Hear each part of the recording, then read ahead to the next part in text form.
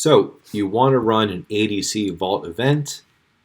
Let's take a look at how easy that is to accomplish. Probably easier than recording this demo video. So first thing you're going to do, show up to your event.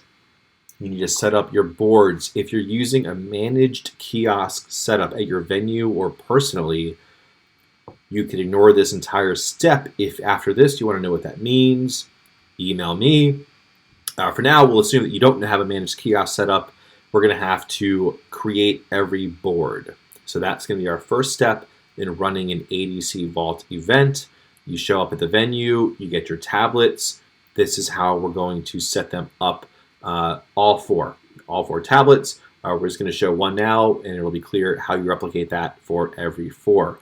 So the first thing you're going to do, which I have not set up properly here, is go to dartsatlas.com. So on the iPad, Amazon Fire, Samsung Galaxy, whatever it is, load dartsatlas.com. You should see this page. If you see your own dashboard, then you need to go to the menu and sign out. So you should never be signed in to any account when using a Darts Atlas kiosk for a tournament. That's the first thing. So now you're loading dartsatlas.com, you're signed out. To get to the kiosk, you want to access the menu and then hit the kiosk navigation link. So that will bring you into this kiosk view that just provides this isolated set of options that you can continue with. What we want to do here to assign this board to our Vault tournament is scroll down to the Tournament and League Play menu. And on the right side here, we have a Control Board button. You can't see it on the video because the camera is too sensitive, but this bottom right button says Control Board. We're going to tap that, get to this QR code. Our next step is to pick up our handy dandy phone with the camera app open, point it at that QR code, wait for the prompt to come up, and then tap through that prompt where we will be given the option to select a tournament to assign that board to. So we're going to do our December 23rd ADC Vault Round-Robin test event. And we don't need to bother with the season because we're just doing a tournament board here. And we'll call this board 1. And when we create that board, we see our board turn over. Well, pointing that way, but there we go. To board number 1 there. And here we see board 1 show up in our list of boards. I've already replicated that process for boards 2, 3, and 4. So you'll go ahead, take your second tablet, dartsatlas.com, kiosk, control board, scan the QR code, board number, and then that board will show up here just as we see these here. So that's it for the board setup. And again, if you have a managed kiosks venue or a personal managed kiosks subscription, you can skip all of that. Everything will just run. So let's move ahead to check-in time now. So you've gotten to the venue, you've set up your boards. Now folks are starting to arrive for the tournament. So from your tournament menu, you'll select the check-in option, and this will show a list of every player who has registered for the tournament. So if anyone is in this list, you can trust that they are an ADC member and that they've already paid their registration fee for the event. So once someone comes in, and say Trev shows up, we'll hit check-in, and I'll go ahead and do this for the rest of the players. Let's say that Ricky sent an email an hour ahead and said, hey, I'm sick today, can't make it. You can leave Ricky's registration pending or just registered as we see here, or we can deny it. So I'll hit the deny button. We'll see that denied. And let's say that Francois just doesn't show up. So we'll just leave his registration in its current status, and we'll see what implication that has on the next step. So we'll check in everyone else here. And one other thing to note is that by denying Ricky Cook's registration, we opened up a registration slot in the tournament. So we've put a max of 24 players. So as soon as 24 are registered, no one else is able to register from Darts Atlas. But if you've denied a registration, then that player does not count as an occupied spot. So if we had 24 and then denied Ricky's registration, then we have 23 players registered, which means a 24th is still able to go and register publicly from the Darts Atlas site. So I will go ahead and finish the rest of the check-in process really quickly.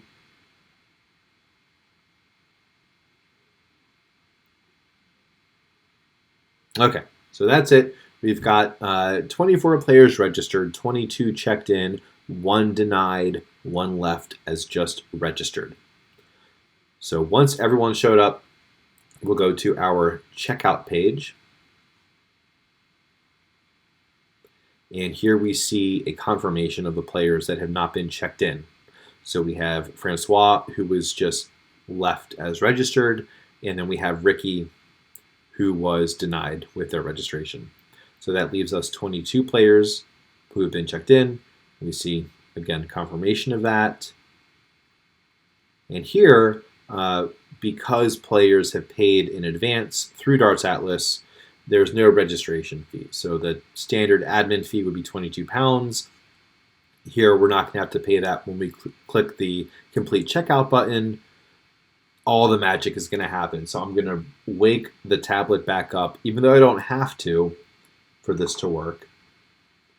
But if I do and just refresh to make sure we refresh the connection, when I hit complete checkout, a few things are going to happen. So players will be shuffled into their group stages. All of the group stage fixtures will be created, and the first match in every group will automatically be assigned to the corresponding board. So when you hit complete checkout here, we'll get a confirmation. You cannot go back. You cannot change your player entries. Everyone who's checked in will be entered. Everyone who's not will be removed. So we'll hit OK. We're brought to our boards page, and if we give it just a second, we see all of our boards are now reloading. We've seen on the boards menu, we've gotten our matches assigned, and so now all there is to do on each board is to hit the start the match button. Whoop, and it went to sleep on me again. Again, getting confirmation that this is about to start a match. Are you sure you want to proceed? We'll say OK. And we're into our scoreboard. And from here, we merely need to select whether Steve is throwing first, or Charlie is throwing first, or if Steve or if Charlie or whatever. We can go back and forth to our heart's content. Whoever we decide is throwing first there, we can enter a score.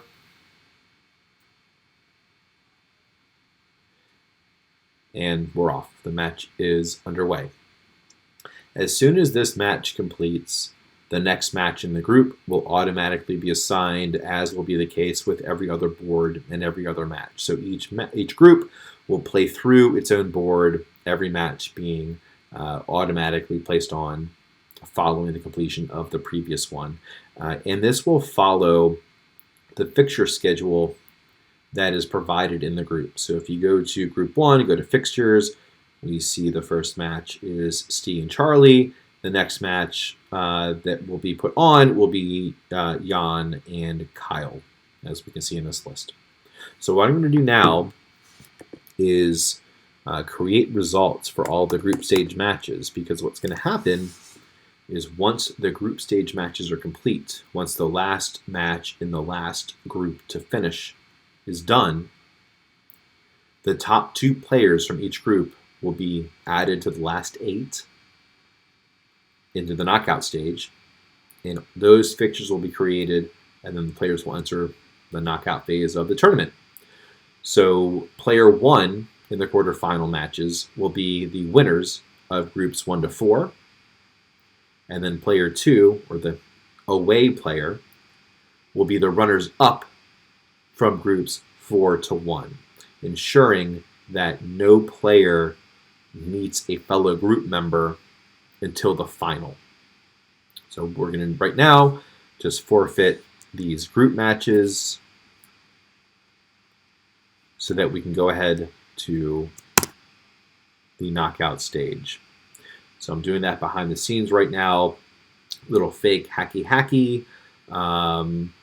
And so if we refresh this page now on the tournament homepage, we have no tournaments, no matches in action. And if we go to reload our board 1 view, we see that our quarterfinal match, the first quarterfinal match, has already been put on here. Players have already been placed. And again, if we hit start the match, we'll be taken right into the scoreboard. And just like, similarly to the round robin, subsequent matches will be automatically placed if they are available. And that is how to run an ADC Vault Round Robin on Darts Atlas.